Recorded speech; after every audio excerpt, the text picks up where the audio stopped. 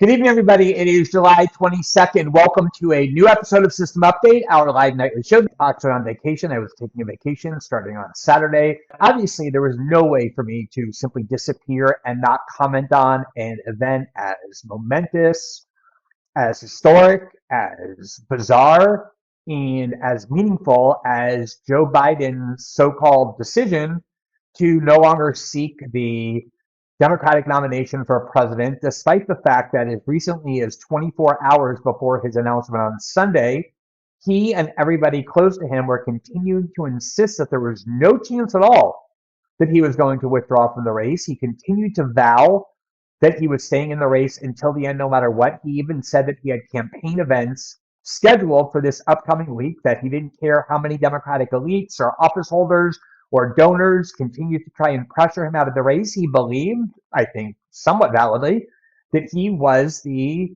voters' choice to be the Democratic nominee for 2024. As weird and bizarre and manipulated that 2024 vote was, that was still the Democratic Party's process for choosing their nominee, quote unquote, democratically. He was its choice, and he said he's never leaving. And yet, out of the blue, in a huge surprise to pretty much everybody other than about three people, in his home in Delaware, where he is self-isolating due to COVID, he announced on Saturday night, or at least under his name was announced, under his Twitter name was announced, a decision in a letter written on his personal stationery and purportedly signed by him, that he had decided that he was going to leave the race after all. And then very shortly thereafter, there was an actual tweet, not a signed letter, but just a tweet under the Joe Biden account announcing that not only was he leaving, but that he was endorsing his vice president, Kamala Harris, to become the nominee in his place for the president, as the presidential nominee for the Democratic Party. Now, there's a lot to say about this, and because I'm on vacation, I'm going to limit some of what I say. I'll probably have a lot more to say when I get back. If there's other major news events while I'm traveling, I will certainly do my best to weigh in, but only in that case. My kids will kill me if I do it too often. But I did want to share a few thoughts about what happened here, because, as I said, it is a event of massive proportion, of historic proportion. And there's a lot of things that I think it provokes a lot of questions that really still haven't been answered. So, first of all, let us just note that for 8 years now, we have heard from the Democratic Party, its defenders, its media allies, pretty much everyone who admits they support the Democratic Party or hides the fact that they support the Democratic Party, the same message repetitively offered over and over, which is that democracy, American democracy, is in peril. The survival of American democracy is in danger, and the only way it can be saved is if you vote for the Democratic Party. That was their message in 2016. That was their message in 2020. It's their message again this year. And if you look at their behavior as a party, I would say they are the strangest guardians of democracy you could ever possibly find. Just look at how they've conducted themselves in their last three so-called primaries. In 2016, when Bernie Sanders ran against Hillary Clinton, did far, far better than anyone expected. She was supposed to have a cakewalk to a coronation. The DNC intervened and cheated. And in the words not of me, but of Elizabeth Warren and Donna Brazile, the former chairwoman of the Democratic National Committee, the Democratic Party, quote, rigged the vote to ensure that Hillary Clinton would win and that Bernie would lose. And as you probably recall, WikiLeaks leaked a large amount of documents that revealed specifically how the DNC was cheating. And as a result, right before the Democratic convention, top officials of the Democratic National Committee, including Debbie Wasserman Schultz and all of her minions, were forced to resign because of the embarrassment of how anti-democratic that race was, how manipulated it was, how rigged it was, how much cheating the DNC did to deny the voters of the Democratic Party the right to democratically choose the nominee, because they were scared that the voter would choose wrong, that they would choose Bernie Sanders, and they cheated to make sure Hillary Clinton got the nomination.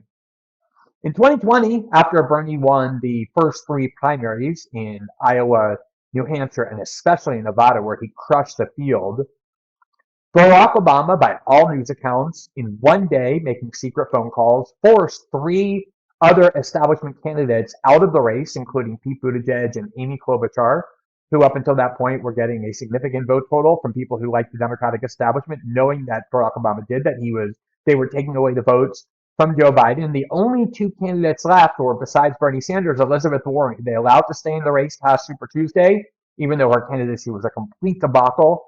She was beloved by a lot of Democratic elites, was funded by dark money, a dark money PAC by a Silicon Valley fan of hers. But other than that, I mean, she even came to third place in her own state. She had no chance.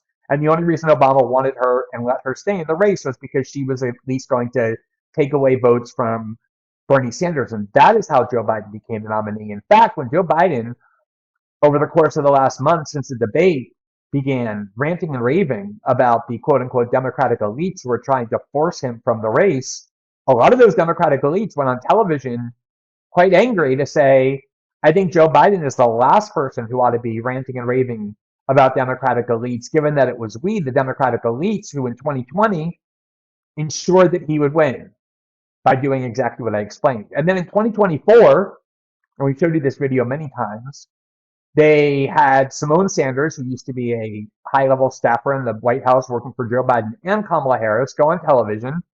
And when asked, how is the Democratic Party primary going to work? You have two candidates running against Joe Biden so far, RFK Jr. and Marianne Williamson, and she announced on behalf of the DNC that there would be no primaries, period. So when you have a sitting president who's a Democrat and he says he wants to run for re-election, that's the end of the story. She said the DNC will not allow any debates.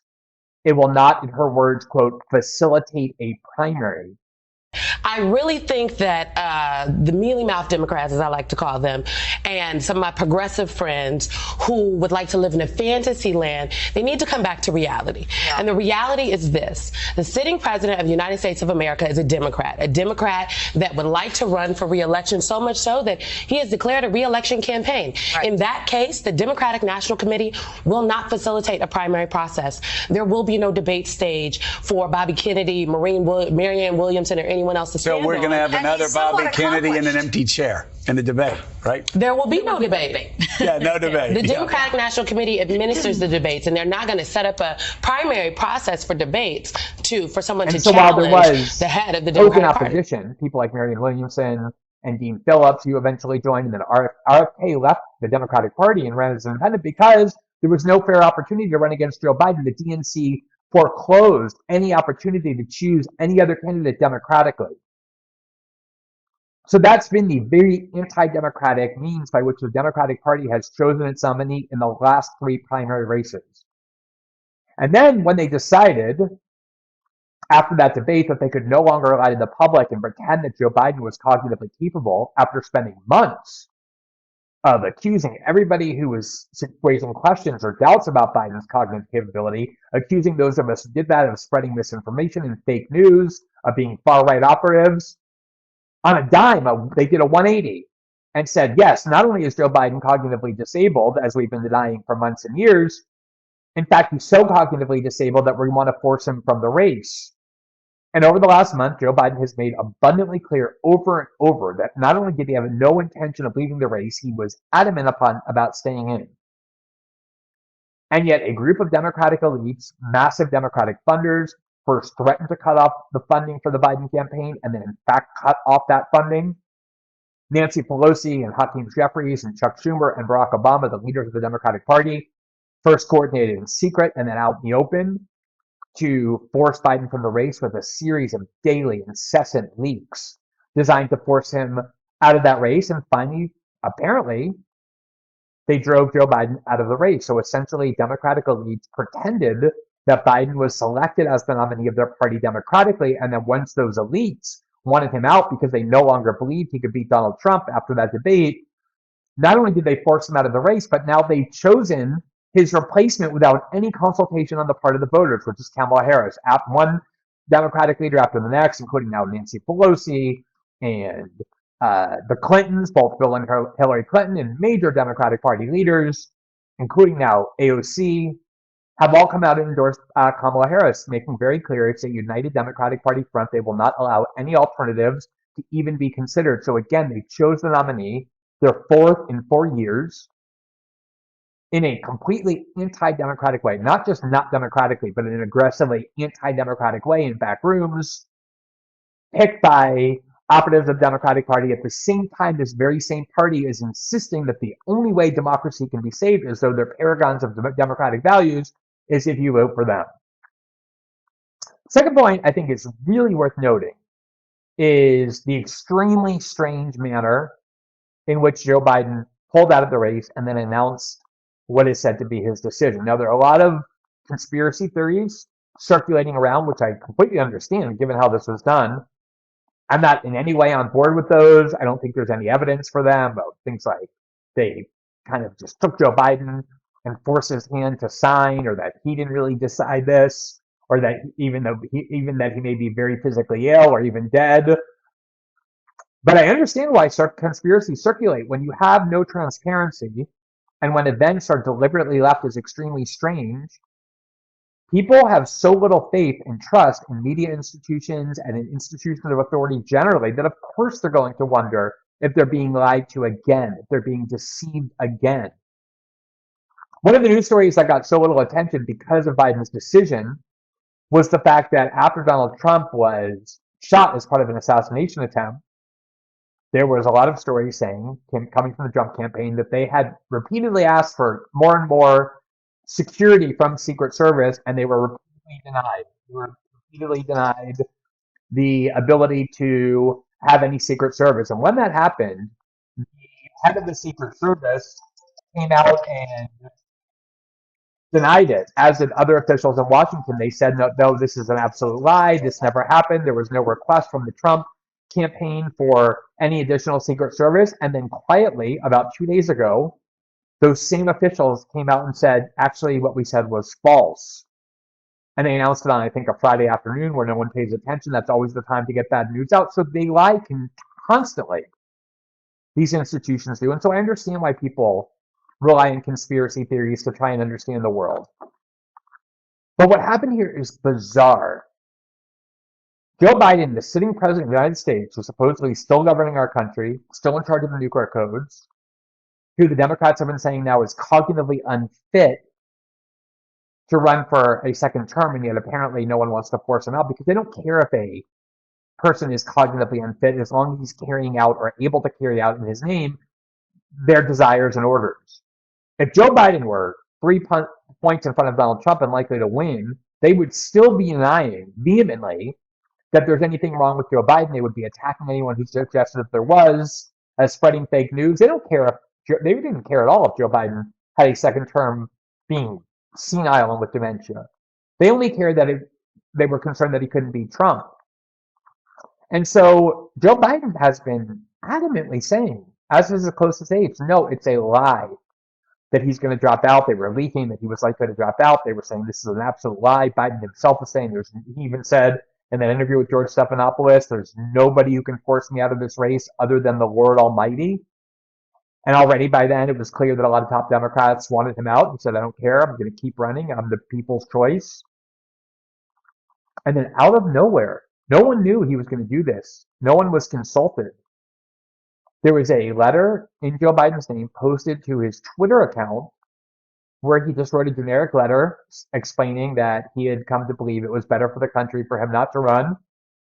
And then a tweet issued in Joe Biden's name, also in text form, saying that not only am I dropping out, but I'm endorsing Kamala Harris. Now, you would obviously expect a sitting president of the United States who makes that kind of decision, which is very rarely made, to go on television and explain it, or at least simultaneously announce the time that night when they're going to go on television and explain their decision to the country, given they're still the sitting president. That's what Lyndon Baines Johnson did in 1968 when he was expected to run for re-election.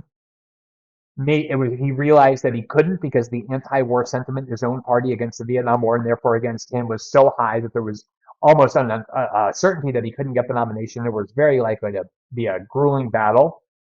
And of course, he went on. He didn't just issue a statement in his name. He went on to television and gave an address from the Oval Office, which is indicative of the significance of this sort of event. Joe Biden has not done that.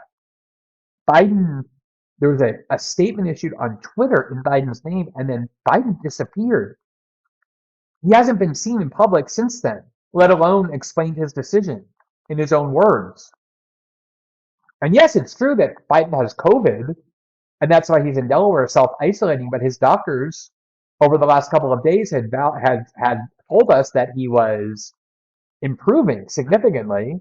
But the bigger point is, if Joe Biden is too sick to get in front of a camera and explain his decision, then he's too sick to have made that decision.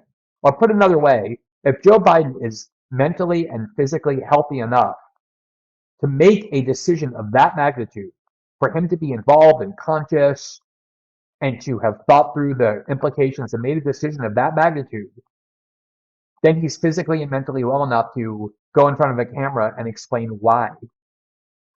Now, again, I don't believe, and I'm not saying that Biden's in some basement somewhere tied up or that he's dead. I'm just saying that we are owed an explanation about why Biden made this decision after swearing repeatedly that he wouldn't. There's some accounts in the press from anonymous aides about why he made the decision, but absolutely nothing from Joe Biden himself. And of course, that's going to create a climate every day that goes by of increasing strangeness and doubts and uncertainty about what happened. It feeds this narrative that something very undemocratic took place. And although Biden said in his letter, I'm going to explain it to you in a few days, you can't do that. You can't be the president, make a decision of this significance, and then disappear from public entirely. Maybe he's angry about what he was forced to do. Maybe he's embarrassed. But he's still the president of the United States with all that power in his hands, and it's incredibly disturbing that we haven't heard from him. And every day that goes by, it's going to be even more so. Now, I just wanted to talk briefly about Kamala Harris, who's almost certainly going to be the nominee in place of Joe Biden for president. And the reason I say that is because Democrats follow their leaders. Every sector of the Democratic Party, the centrist and conservative part of the Democratic Party, the liberals, and the left. Every faction is united always. They're always following in the footsteps of their leader. They're always doing what they're told. And so when Nancy Pelosi and Barack Obama or the Clintons, Hakeem Jeffries comes out and say, we endorse Kamala Harris, when AOC does that, when Elizabeth Warren does that, there's no doubt they're going to do what they're told and endorse Kamala Harris.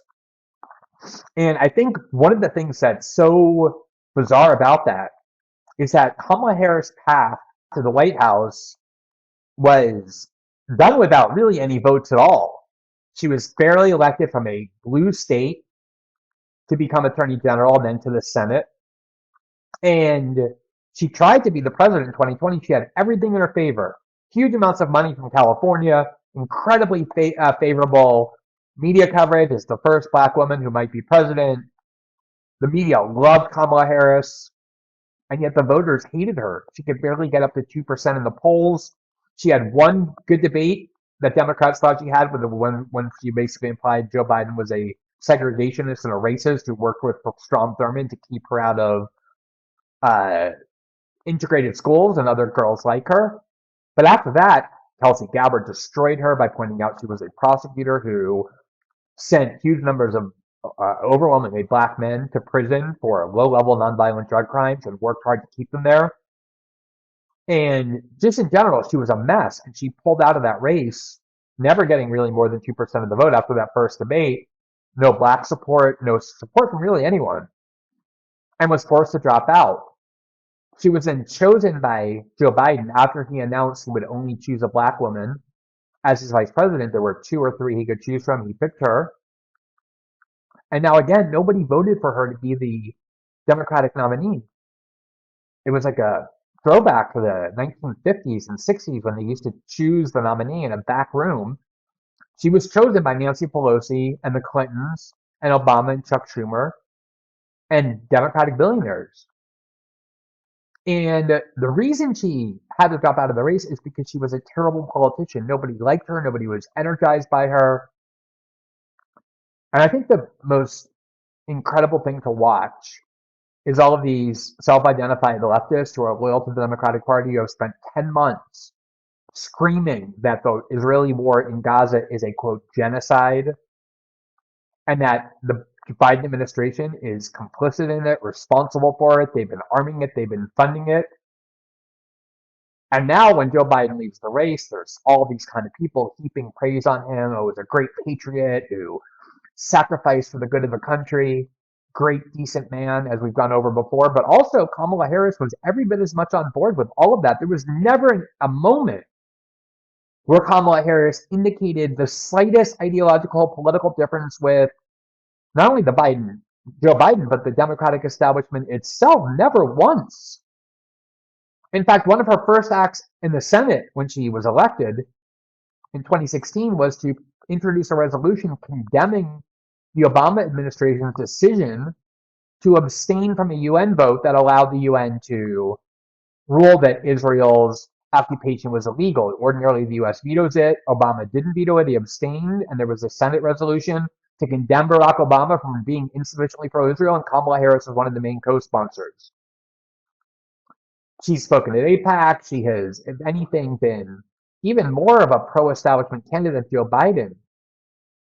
And the one thing I will say that I think might be a difference between the two of them, and it could be minor, but it could be significant, but it's certainly not in her favor, is that at least Joe Biden, after spending 52 years in Washington, 40 years as a senator from Delaware trying to become president, 8 years as vice president to Barack Obama, and now 4 years as a president, built up enough self-belief, I guess you could say. He's constantly talking about how there's nobody in the world who understands foreign policy better than he does. He has a self-belief that allows him on occasion to buck what he's told to do by the establishment, even though he never really does it for the good. But at least in theory and like comportment, he's willing to do that. Even the media, because he just believes in himself so much. Kamala Harris is a novice. She knows nothing except how to be a lawyer. She knows nothing about foreign affairs or economic policy. She's a completely empty vessel, a complete craven opportunist who does and says whatever she needs to advance her career. She owes everything to the Democratic establishment. That's who let her win in California. That is who, after her debacle of her campaign, led to her being chosen as vice president.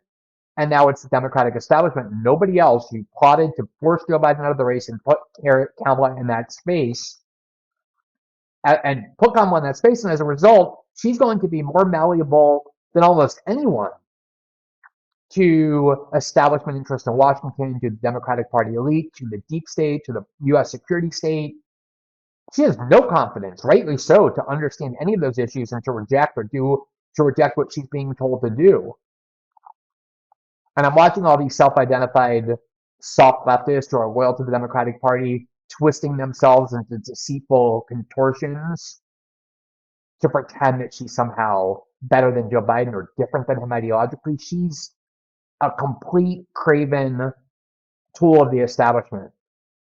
They're going to use the identity politics angle to make her seem like she's something new and refreshing. That's what identity politics is for, to take establishment figures like Hillary Clinton or Barack Obama and just say, look, they're a little different on the surface, but they're there to carry out status quo policies and make them seem new and different. Nobody bought that when Kamala Harris tried it in 2020 because she looks like the deputy general counsel for Exxon who just got out of a board meeting.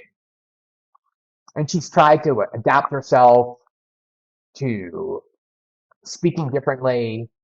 I just don't think it's genuine, but I'm not a political pundit. All I'm saying is what I understand is the substance of policy, and the idea that she's somehow going to be this new progressive figure or anti-establishment figure or better than or different than Joe Biden is a complete self-delusion.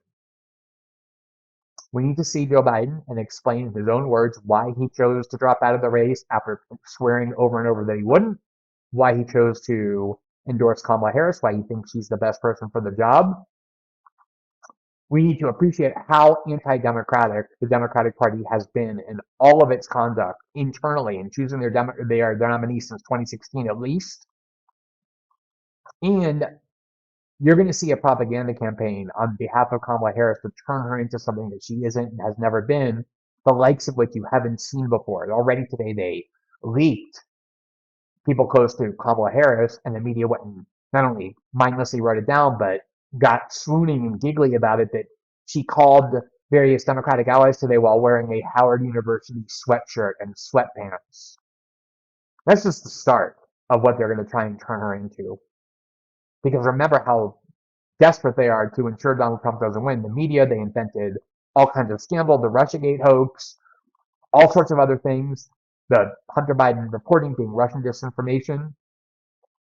They tried to impeach Trump and then put him in prison just to add to the anti-democratic bona fides of the Democratic Party and their establishment media allies. And so engaging in pure hagiography and propaganda on behalf of Kamala Harris is something you don't have to have any doubt they're about to engage in the most embarrassingly extreme, worshipful, and deceitful ways.